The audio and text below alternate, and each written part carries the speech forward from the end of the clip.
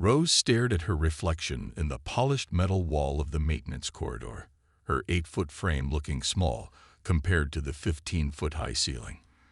Today was supposed to be the biggest day of her life, the day she would present her new space engine design to the High Council. Instead, she found herself fixing broken cleaning robots in the basement levels of the central government building. The sound of heavy footsteps made her quickly turn back to her work. 2 massive figures walked past, their heads nearly brushing the ceiling. They looked down at her with the usual mix of pity and disgust that Rose had grown used to over the years. "Look at that tiny thing," one of them whispered, not quietly enough. "Hard to believe she's actually 20 cycles old. Looks like a child." Rose's hands tightened on her tools, but she kept working. The cleaning robot's circuits needed fixing, and she was good at fixing things. That's what she kept telling herself, even though her mind was filled with complex equations and innovative designs that could revolutionize space travel. 3 months ago, everything had changed. The High Council of Vastas had passed what they called the Physical Capability Act. The law stated that all government positions, including scientific roles, required individuals to meet minimum height requirements. They claimed it was about maintaining the dignity of their species. Rose knew better. It was about keeping people like her away from positions of power. "Rose," a deep voice called out. She looked up to see Tom, her supervisor, ducking his head to enter the maintenance bay. Despite being one of the kindest people she knew, even he towered over her at 14 feet tall. "The upper levels need their atmospheric processors checked. Can you handle that?" "Of course," Rose replied, trying to keep the bitterness from her voice. She was the best engineer in the maintenance division, probably in the whole building, but they still asked her if she could handle basic repairs.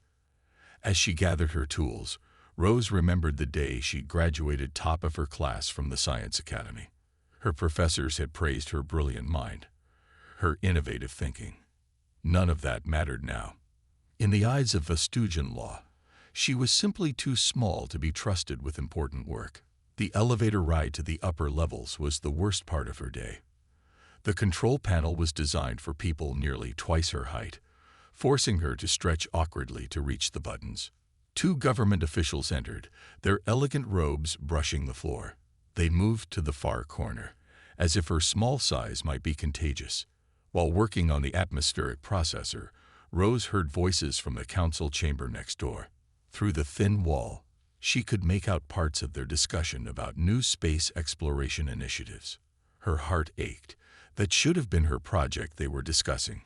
Her engine design could have made their ships travel twice as fast while using half the fuel. Instead, her blueprints sat hidden in her small apartment, gathering dust. The same apartment she could barely afford now that the new laws had cut her salary to match her physical capability level. As she finished the repairs, Rose noticed a small access panel she'd never seen before. Curious, she opened it and found old data crystals stored inside. Looking around to make sure no one was watching, she slipped one into her pocket. In a world that saw her as less than whole, even the smallest act of rebellion felt like a victory. That evening, in the safety of her tiny apartment, Rose held the stolen data crystal up to the light. Its surface sparkled with the promise of forgotten knowledge. Maybe, just maybe, somewhere in the vast universe, there was a place where size didn't determine someone's worth. Little did she know, that crystal would lead her to a planet called Earth, where being 8 feet tall meant something very different indeed. Rose's hands shook as she inserted the stolen data crystal into her personal reader. The small device hummed to life, casting the soft blue glow across her apartment's walls. What she saw made her gasp. The crystal contained old space exploration records, dating back hundreds of years. Most were routine reports about empty planets and dead stars, but one file caught her eye. It was marked simply, Earth. Warning. Class C civilization detected, she read aloud, her eyes growing wide. Average height of dominant species, 1.7 meters, approximately 5.5 feet. Rose had to read it twice to make sure she wasn't seeing things. a whole planet of people even smaller than her. She stayed up all night, absorbing everything. The more she read, the more fascinated she became. These humans, despite their small size, had achieved amazing things.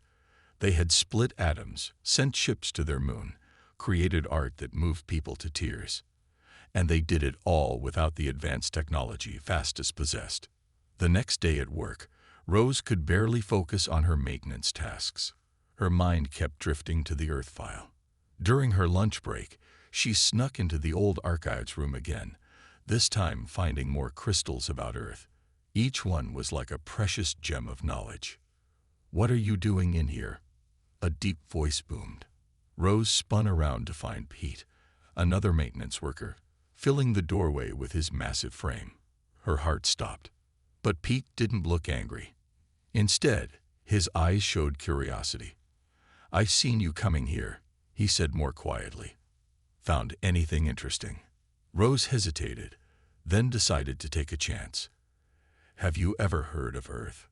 To her surprise, Pete smiled. "My grandmother used to tell me stories about the tiny warriors who lived among the stars. I always thought she was making it up." He squeezed through the door, trying to make himself look smaller. "Tell me what you found." Over the next few weeks, Pete became Rose's secret ally. He would keep watch while she downloaded more data about Earth. She learned their languages, studied their cultures, and marveled at their determination to overcome challenges. One evening, while watching old Earth broadcasts, Rose made an exciting discovery. Humans had special places they called basketball courts, where they celebrated people of above-average height. Players who stood just a bit shorter than her were treated like heroes. "They don't hate people for being different sizes," she told Pete during one of their quiet conversations. "They see the value in everyone." But their secret study sessions couldn't last forever. One day, Rose overheard two council members talking about upcoming genetic correction procedures for undersized citizens. Her blood ran cold when she heard the details. "It's mandatory," one of them said. "No exceptions. We must maintain our species' superior stature." That night, Rose couldn't sleep. The thought of being forced to change who she was made her feel sick. She pulled out her collection of Earth data and began forming a plan. If she could just find a way to reach that distant planet. "You're thinking of leaving, aren't you?" Pete asked the next day, seeing the look in her eyes. Rose nodded slowly. "I don't belong here, Pete. Maybe I never did." She showed him her preliminary calculations for modifying a scout ship. "Earth is far, but I think I can make it."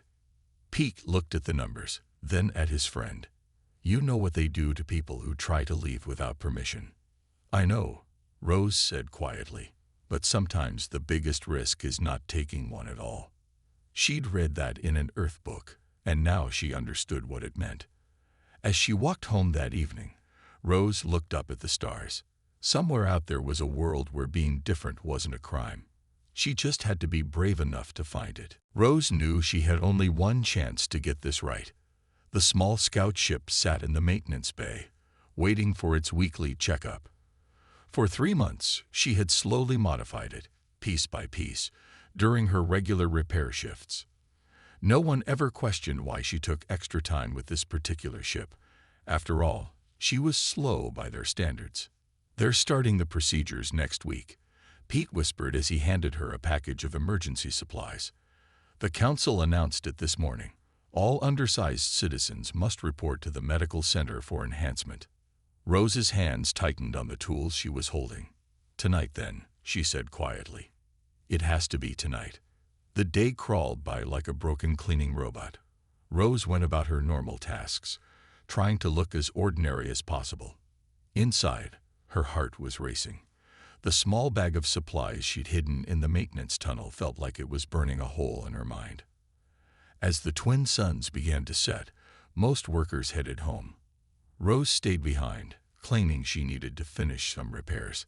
Her supervisor barely glanced at her. No one paid much attention to the small ones. "The night patrol changes shifts in 10 minutes, Pete said, checking the security feeds. "That's your window."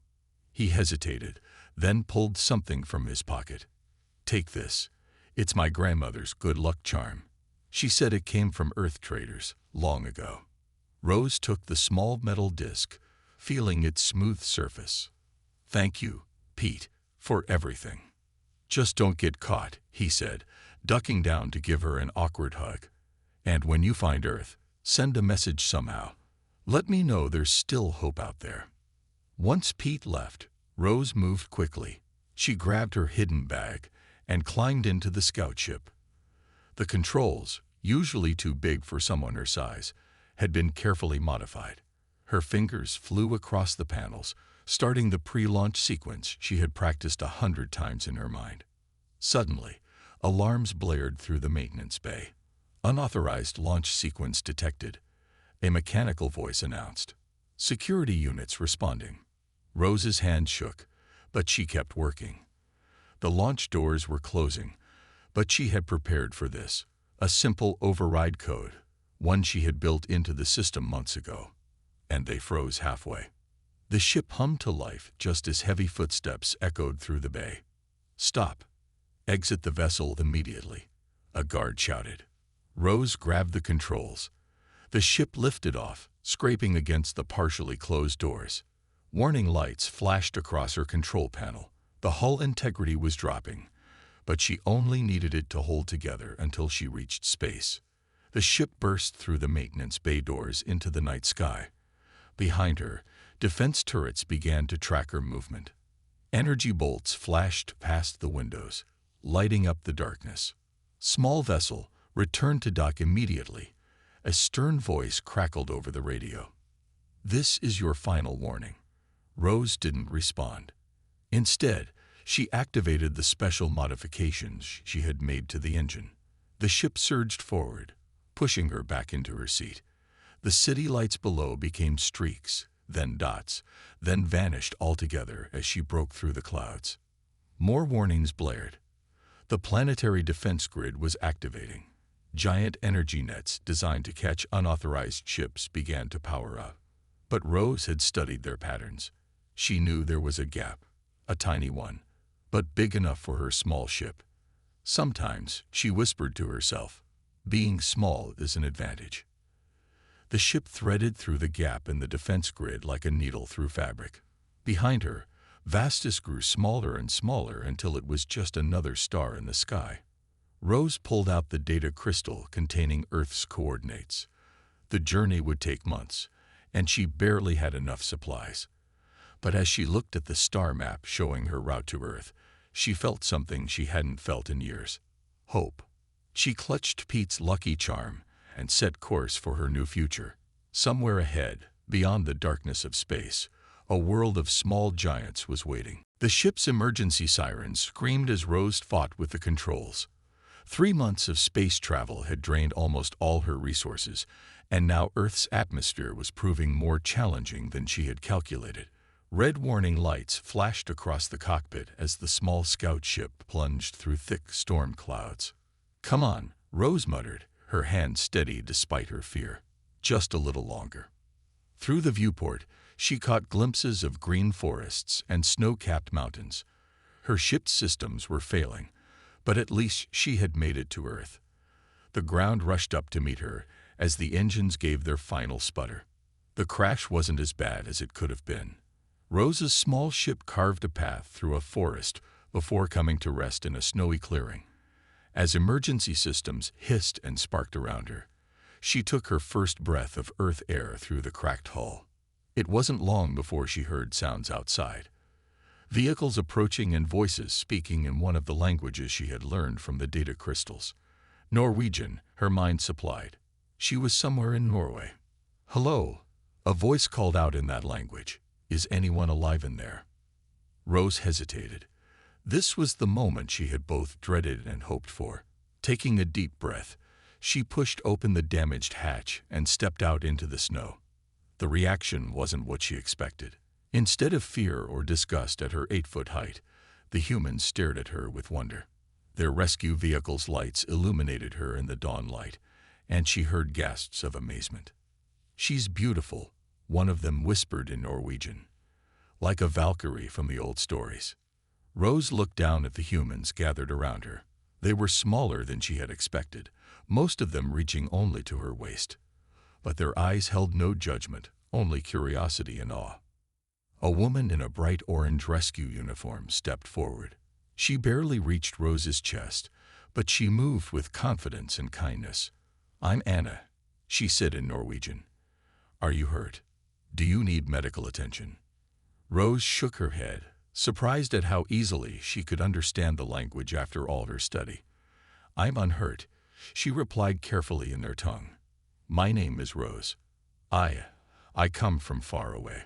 Suddenly, a loud cracking sound split the air.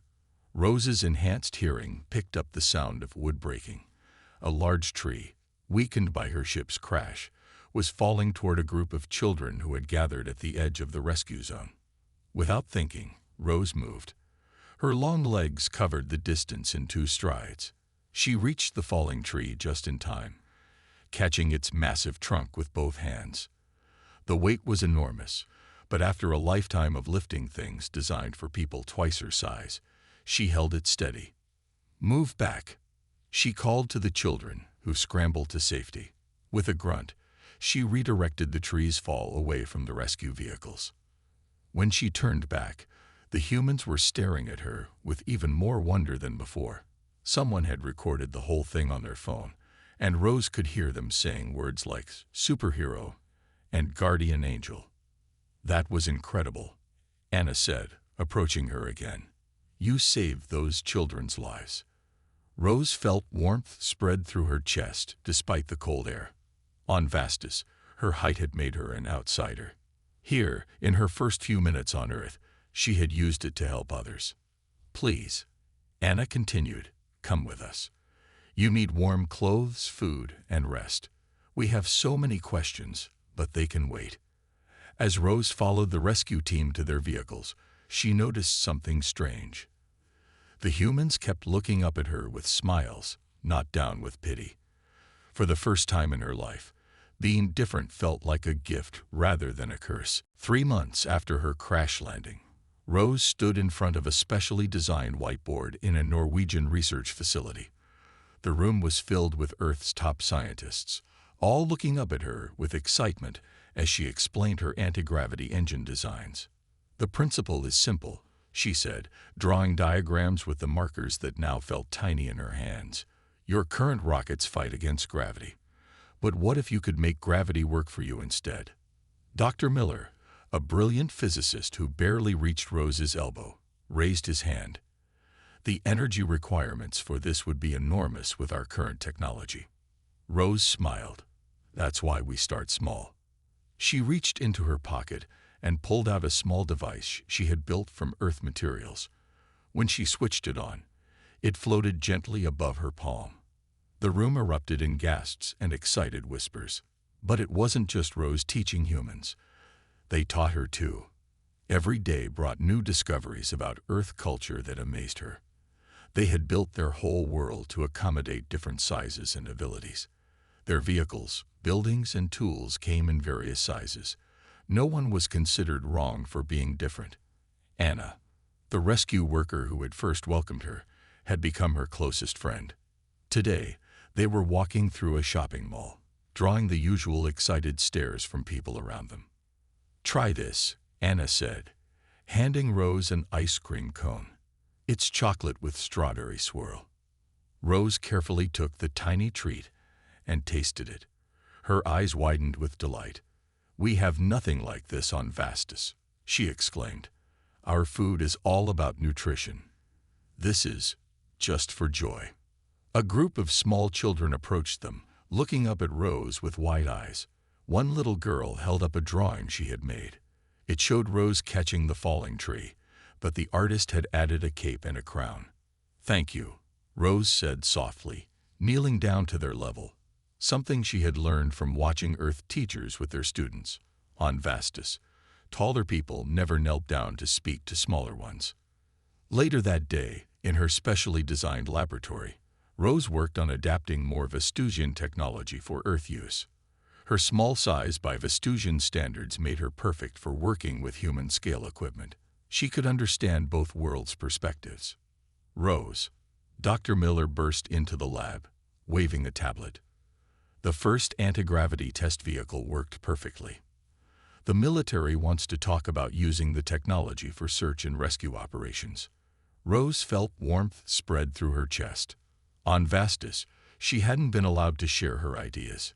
Here, people were eager to use her innovations to help others. That evening, she sat in her custom-built apartment, looking at Pete's lucky charm. She had been right. It really had brought her luck. The TV in the background was playing news about her latest invention. They called her the Giant Guardian now, after more incidents where her height and strength had helped save people. Her phone buzzed. Another adaptation, made larger for her hands. It was a message from the children's hospital. They wanted her to visit again. The kids loved hearing her stories about space and watching her demonstrate small anti-gravity toys she had made for them. As Rose got ready for bed in her apartment, where everything was built to her size, she caught her reflection in the mirror. She stood just as tall as she had on Vastus, but she felt different. Here, her height wasn't a flaw to be fixed or a shame to be hidden. It was a gift she could use to help others. I wonder what they would think back home, she murmured, touching the small potted plant Anna had given her, another earth joy she had discovered. If they could see that being small is all about perspective. The morning started like any other until Anna burst into Rose's laboratory. "They're here," she said, out of breath. A ship from Vastus just entered Earth's atmosphere. Rose's hands froze over her latest project. She had known this day might come, but she had hoped for more time. Through the laboratory's wide windows, she could see the massive Vestusian diplomatic vessel descending from the clouds. It made her small scout ship look like a toy in comparison. "The United Nations has called an emergency session," Dr. Miller said, rushing in behind Anna. "They want you there, Rose. You're Earth's expert on Vestusian culture." The UN Assembly Hall had been modified to accommodate the Vestusian delegates. When 3 15-foot-tall diplomats ducked through the specially widened doors, gasps echoed through the room. But Rose noticed something interesting. The humans didn't show fear, only curious determination. "We have come for the fugitive, Rose," the lead diplomat, Ambassador Thex, announced in perfect English. They had clearly studied Earth's languages too. "She has stolen technological secrets and must return for rehabilitation." Rose stood up from her modified seat. She felt small again for a moment, but then she felt Anna's supportive hand on her arm and remembered everything she had learned on Earth. "I am here by choice," Rose said clearly, her voice carrying through the hall. "And I have stolen nothing. The technology I shared with Earth came from my own designs. Designs you rejected because of my size." Ambassador Thex's face darkened. "Your size makes you incomplete. The Council's laws are clear. All citizens must meet proper height requirements or undergo correction. It is for the good of our species." That's when something unexpected happened. The Earth delegates started standing up, one by one. "Rose has saved hundreds of lives since she arrived," Norway's representative declared. "Her small size has helped her understand our scale and adapt Vestusian technology to help people. Her anti-gravity systems have revolutionized our rescue operations," added another delegate. Size didn't matter. Her mind and heart did. Ambassador Thex looked confused. His eyes scanned the room full of humans, all so much smaller than him, who dared to stand against Vestusian authority. "You don't understand," he said. "She is defective by our standards. She must be corrected." "No," Rose said firmly. "You are the ones who don't understand. Earth has taught me that different doesn't mean defective. Look around you. Humans have built a civilization that celebrates diversity. Their technology, their buildings, their whole society is designed to work for everyone, not just one size." She walked to the center of the room, aware of all eyes on her. "On Vastus, you called me tiny. Here on Earth, they call me the Giant Guardian. Same size, different perspective. Which world do you think is richer for its viewpoint?" The Earth delegates broke into applause. Even some of the junior Vestusian diplomats looked thoughtful. Ambassador Thex's face flushed dark purple. You have been corrupted by these small ones. The Council will not stand for this. Then perhaps, said the UN Secretary General, standing to her full 5'4" height, the Council needs to reconsider its position. Earth stands with Rose. If Vastus wishes to maintain diplomatic relations with our planet, you will need to respect diversity, both ours and your own.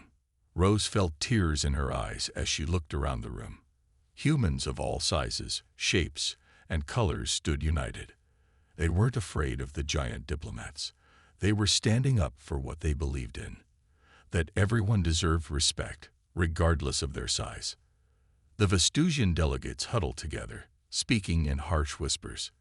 Finally, Ambassador Thex turned back to the assembly. The Council will need to discuss this development. We will return with their response. As the diplomats left the hall, Anna hugged Rose tightly. You did it. You stood up to them. No, Rose said, smiling through her tears. We did it. All of us together. 1 year after the confrontation at the UN, Rose stood on a specially designed platform at the New Earth Vastus Cultural Center in Oslo. Below her, a mixed crowd of humans and Vestusians filled the hall. Some Vestusians had to duck to see through the doors, while humans used elevated seating to reach the higher levels. Everyone looked comfortable, and that was exactly the point. Welcome to the first Earth Vastus Science and Cultural Exchange, Rose announced, her voice carrying across the hall. Today marks the beginning of a new chapter in both our world's histories. In the front row, Anna sat next to Pete, who had finally managed to get permission to visit Earth. He looked strange in Earth clothing, but his big smile was exactly as Rose remembered it. The past year had brought incredible changes. After the diplomatic confrontation, videos of Earth's defense of Rose had spread across Vestusian communication networks. Young Vestusians began questioning the old height-based laws. Parents of smaller children demanded change. The Council had faced unprecedented pressure. The High Council of Vastus has officially repealed the Physical Capability Act. Rose continued, holding up the official document. All height-based restrictions on education, employment, and social status have been removed. Applause thundered through the hall, the deeper claps of Vestusians mixing with the lighter sounds of human hands. Rose saw tears in the eyes of several smaller Vestusians who had traveled to Earth seeking refuge. They could finally go home if they wanted to. After the ceremony, Rose showed Pete around her laboratory. Remember when we used to hide in the archives reading about Earth? She asked, demonstrating her latest invention. A universal sizing device that could adjust furniture and tools to fit any user. I remember being terrified you'd get caught. Pete laughed. Now look at you. The Council actually asked for your advice on their new integration policies. Rose smiled, remembering the official apology she had received from the Council. They had even offered her a position as head of interplanetary relations, which she had accepted on one condition: that she could continue living on Earth and work between both worlds. Later that evening, Rose visited the children's ward at the hospital, something she did every week. The kids loved hearing stories about space and playing with the anti-gravity toys she brought them. Today, she had brought something special. A young Vestusian girl named Lily who was even smaller than Rose. See, Rose told the children as Lily showed them how to write their names in Vestusian script. Being different isn't bad. It just means you have special things to share with others. That night, in her apartment that now had a perfect mix of Earth and Vestusian comforts, Rose looked at her reflection again. The same 8-foot frame looked back at her. But now she saw what others saw. Not someone too small or too big, but someone just right for building bridges between worlds. Her phone buzzed with a message from the UN.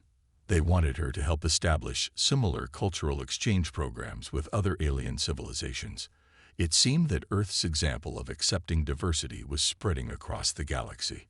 Rose picked up Pete's lucky charm, which still sat on her desk. She'd offered to return it, but he'd insisted she keep it. It helped make all this happen, he'd said. No, Rose had replied. People being brave enough to accept others for who they are made this happen. As she looked out her window at the stars, Rose thought about all the others out there who might feel different or out of place. Thanks to what had happened here, they might find their own way to show the universe that being different wasn't a flaw. It was a gift that could change worlds. And somewhere in the vast cosmos, perhaps another small one was looking up at those same stars, ready to begin their own journey of discovery, acceptance, and change.